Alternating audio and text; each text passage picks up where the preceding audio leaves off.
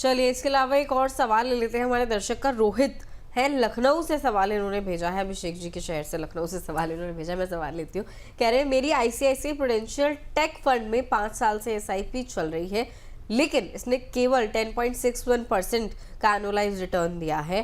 क्या मुझे फंड बदल लेना चाहिए या स्विच करना चाहिए? सर आपकी क्या सलाह रहेगी? एक तो रोहित के लिए आईसीआईसीआई प्रूडेंशियल टेक फंड में निवेशित है, दूसरा आईटी सेक्टर पर इन जनरल भी। क्या मतलब सर अगर रिकवरी आती है तो क्या फिर स्मॉल कैप आईटी जो फंड्स हैं उनमें भी हमको बेहतर प्रदर्शन देखने को मिल सकता है?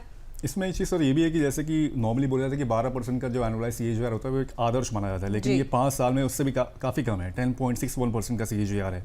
क्या सर राय रहेगी इसमें?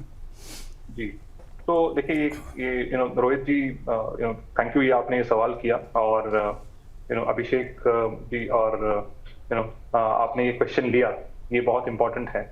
ये कहीं ना कहीं मैं हाईलाइट करना चाहूंगा कि ये क्लासिक एग्जांपल है जहां पे अगर आप अपना इन्वेस्टमेंट एक पर्टिकुलर सेक्टर में निवेश करें और वो सेक्टर अगर टफ टाइम से गुजरे, खास करके पिछले 2 साल में, राइट, तो आपका ओवरऑल रिटर्न जो है वो कहीं ना कहीं कम होता है, राइट। तो पहली चीज, जितना हो सके आप सेक्टोरल इन्वेस्टमेंट्स को एक अलग स्टेज पे आके निवेश करें। जब आपका पोर्टफोलियो एस्टैब्लिश्ड हो फिर आप सेक्टोरल इन्वेस्टमेंट करें। आते हैं फंड में कंटिन्यू करना चाहिए या नहीं। सॉरी, हम सब जानते हैं कि टेक स्पेस जो है वो कुछ समय से टफ समय से गुजर रहा है और बहुत सारे उसके इम्प्लीकेशन हैं।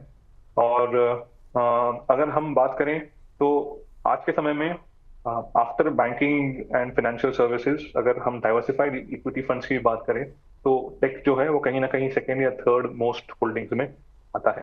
तो मैं टेक को रूल आउट नहीं करूंगा, लेकिन मैं रोहित जी को एक ही चीज सजेस्ट करूंगा कि आप, हो सकता है कि आपका